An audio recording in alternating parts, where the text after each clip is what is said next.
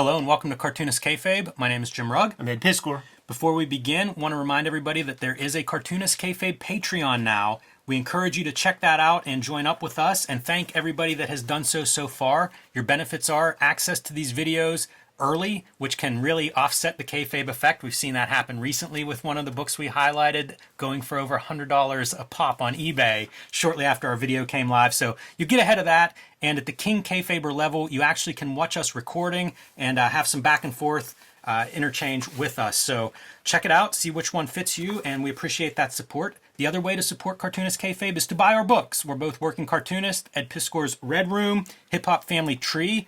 Happy birthday, 10-year anniversary on that. X-Men Grand Design and WYSIWYG are all available in print now, so add those to your bookshelf. Hulk Grand Design, Street Angel Princess of Poverty, Street Angel Deadly Scroll Alive, and Plain Janes are my books that are out or coming out soon, so add those to your collection and read some good comics along the way. So we love bootleg comics and received a package in the mail from Barry Tan out of Singapore. A cartoonist that I know because I had seen some of his comics in anthologies along the way and have become quite a fan of his. But he's somebody, I don't know his age, but he must be close to our age because in this book, which is going to focus on Image Comics, he talks about being a fan of Image early on like we were. So I'm guessing a similar age, which is right up my alley. He's speaking my language as he gets into kind of the history of Image Comics and these characters that we all had that enthusiasm if you're of a certain age of running to your comic book shop to check out each of these issues and series as they came out. And we're going to, I'll just start flipping through and we can see they're all built around that theme. Yeah, it's not rose-colored glasses either, which is completely what speaks to me about this, because I think Barry does a great job at the pros and cons of what Image Comics brought to us. Because yes, we were so stoked on that stuff as it was coming out. You cannot explain that phenomenon now when people see these comics. They're some of the worst comics ever created in the medium of comics, but like that wasn't the point in certain ways. This first section, the ABCs of Image Comics, super fun, and I like his choice. You know, you could do this as a zine of like one letter per page. Sure. But breaks it up in kind of a comic format, which makes for a nice package. And he chooses the exact right things. Yes.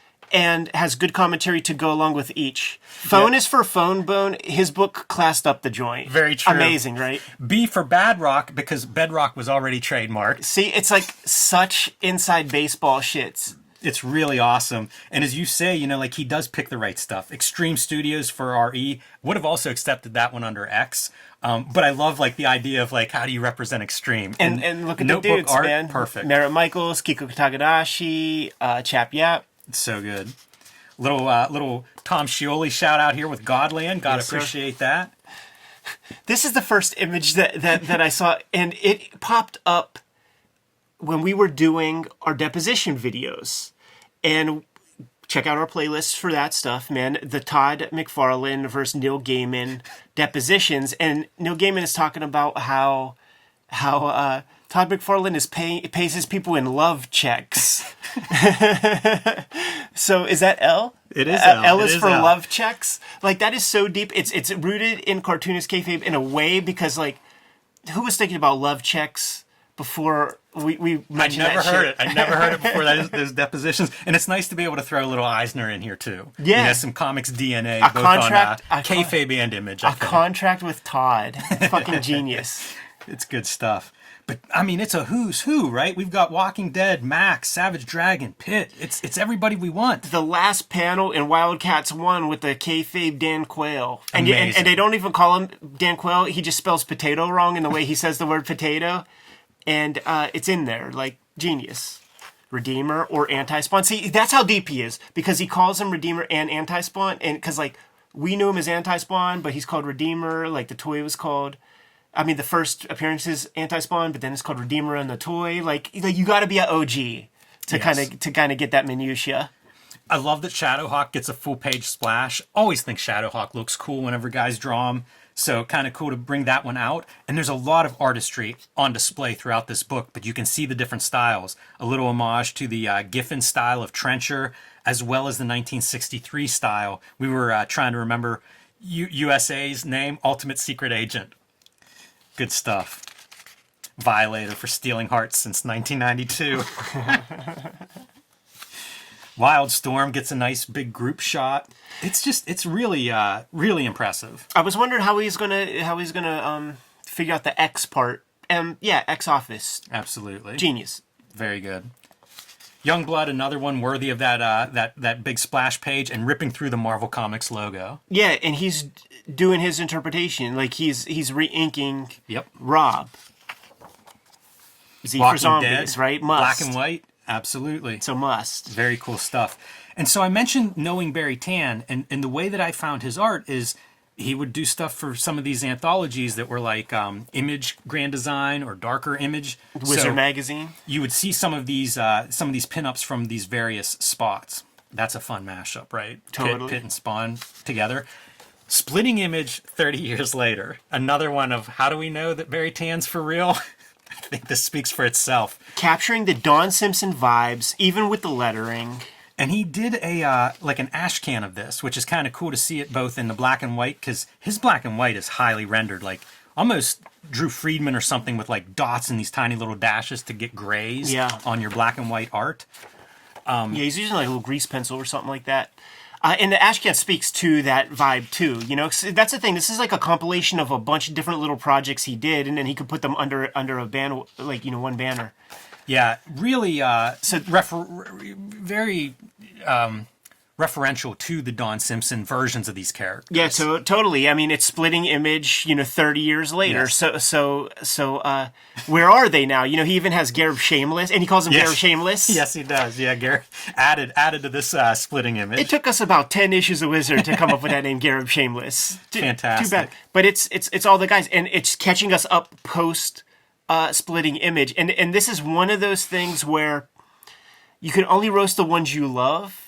Because Barry Tan is deep. He knows it all. But it's brutal. Like I would never accept to be in the seat on the dais to get a roast. This like, is a roast. It's it's a full roast, but like it's going hard fucking core, and it's actually very truthful to the facts of the matter and stuff. I love this where he, in Splitting Image, he was never called Eric Larson, always name withheld. Yes. Because the least kept secret in comics was that Eric Larson was the guy writing these name withheld letters, and so he's like, you know, like I'm name withheld. You could call me, you know, Eric Loutstone or whatever. But then talking mad smack on like the amount of readership that Savage Dragon has and things. Yeah, real bad. It is. Every one of these, man, it's cutting promos. Even the worst selling Marvel title sells like 5-1 Savage Dragon. It's tough. A really good, I love this foot, almost Gorilla's version of that foot, or hand, rather, for Valentino. But man, you know, again, mark a good draftsman, like you see these toes and fingers and stuff, and it's like, real Barry solid. Tan's really good. Yeah, real solid stuff. Still capturing that Don Simpson vibe with the musculatures and a big, thick, bold ink line. Yeah. Mark Silvestri coming out on top, man. Got a Playboy wife. Like exploited every trope of comics. Like as it comes on, Batgirl movement, whatever. That's amazing. Oh man, poor Wilfs. The short end of the stick, timing wise, for his involvement in Image. What can you say? In ripping through the page to assert himself, Robert Cookman, the new face of Splitting Image. And it's so perfect too, because we got buds, man, who like were there when Kirkman was brand new, like Battle Popes and shit, and just Eric, can I do this? Can I do that? Blah, blah, blah, just like following them around, totally untested. And like making the deal for like a Super Patriot comic or something like before their very eyes, and it was just like, who is this annoying kid? Pays off sometimes, man. Persistence, right? Yeah, man. Ooh, Kenshin, like the Masked Rider, Ultraman version of Spawn. It reminds me of all the doujinshi we've been looking at. Yeah. Like I would want this one. If I saw this one, I'd pick it up. A couple of cool pinups. The Jay Lee Youngblood is a classic. I feel like you went Jim Rugg with this. This is amazing to me. Like, so one of the stories that we're going to see, I have the original art from. And I mention it because, like, I'll look at some of this stuff, and it's super precise, super tight. I mean, it's better than Stephen Platt could understand anatomy. And I think, like, is this digital? What do we have here? You know, like, I'm looking at all the cross-hatching, and it's imperfect on the very edge, which makes me think, like, That's real cross-hatching. Yeah. Like, he's really putting those lines down there. And I have some originals because, like, I was talking to him about his art, online, and he sent me some originals to see this because he is using a lot of different media. The glory hole prophet. It's so much. This man, this planet. So you get a couple of 1963 pinups, another 1963 story, possibly for an official 1963 book. I don't know the status of that or where this appears, but beautiful art, and especially whenever he goes like full-on cosmic, trippy, psychedelic, and just in 2 colors. Yeah. You know, to get that psychedelic in 2 colors, there's some really cool stuff where he's bringing in Kirby-isms, but the drawing's kind of like, almost like the Kirby-isms are part of the costume or something. Right. Really sharp stuff. Another couple 1963 pinups. They all look really great to me. And you can see some of this is clearly digital, which is part of the reason I was like, what's he doing on paper and what's he doing digital? The True Grit looking. Because he seems to know his way around both. And I have no idea, like, I don't know what his day job is, but he must be a visual artist. Like, yeah. This is pretty exceptional stuff. For a hobbyist to do this, I'd be shocked. How about that for Turtles homage of like almost even the yellowy newsprint that those comics would have had? Savage Dragon's head on a pike. Yeah, it's like the Image TMNTs, man, because it's like almost like Eric Larson. Yeah, it is Mr. Glum there, the 5th turtle. Right. This is funny. It's the lobbying for a Violator verse. Whenever Spawn decides he's going to have his, the Spawn verse, why not Violator? Barry Turnit 10 is very harsh on the Spawn stuff. Like on the Todd McFarlane piece earlier, he's talking about like it should get the Guinness Book of World Records for having the most issues with the least character development. Yeah.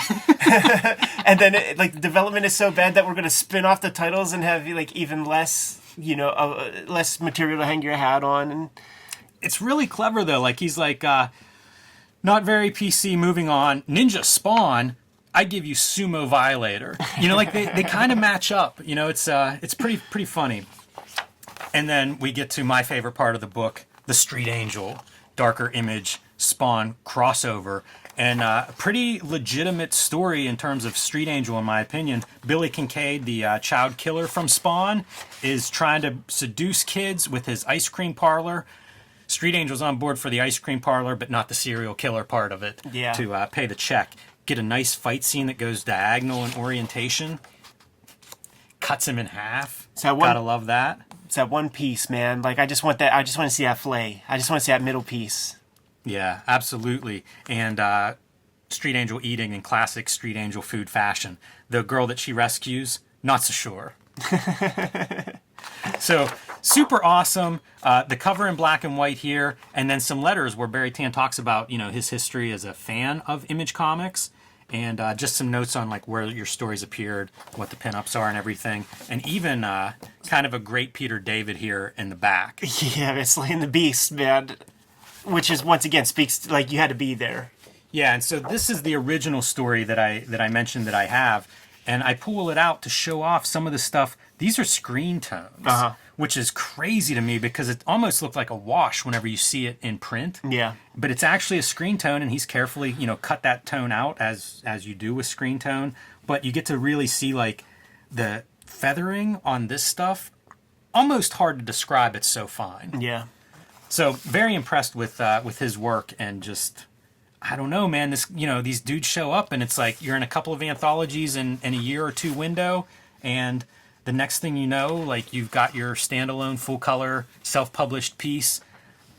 Somebody hire Barry Tan if he wants to do some comics work, because the dude's got some skills, man. And you can see mixed media here with like a grease pencil or a pencil. It's goddamn right, man. And then, yeah, just like the little bits right there, and to see how that translates into the final piece. It does, it could show up as dots or something. Like, and really great character design. it really making is. Billy Kincaid his own, but clearly it's Billy Kincaid. Yeah, unmistakable good lighting. Nice lettering.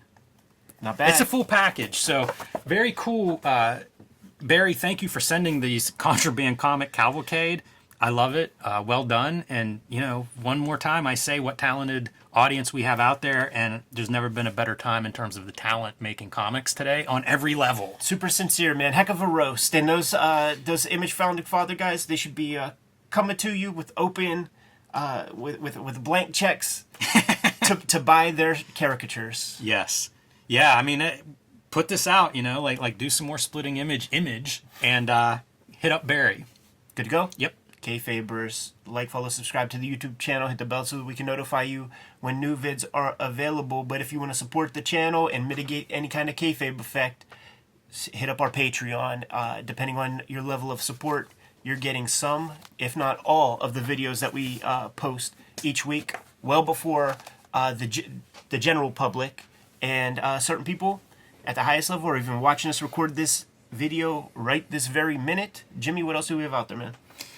Pick up my books, The Plain Janes, Street Angel Deadliest Girl Alive, Hulk Grand Design, and Street Angel Princess of Poverty. The last two coming soon, so pre-order those, reserve those at your local comic shop if you haven't already. And you can join me on patreon.com/JimRugg, where you can download out-of-print zines and mini-comics. You can see what I'm working on. You can see a lot more of my original art there. Red Room Crypto Killers issue 1 is being solicited at your comic shop right now. Go to your shop, put in an order, put in a pre-order. We're not doing a trade paperback for quite some time. Not in 2023, that's for sure. So you want to read these comics, you want to support the comics, got to get those issues. 2 trade paperbacks are out there right now today. The Trigger Warnings trade paperback and Antisocial Network. I'm serializing the new comics at my Patreon before they hit paper. $3 for the archive there. More than 300 pages of Red Room comics up there as we speak.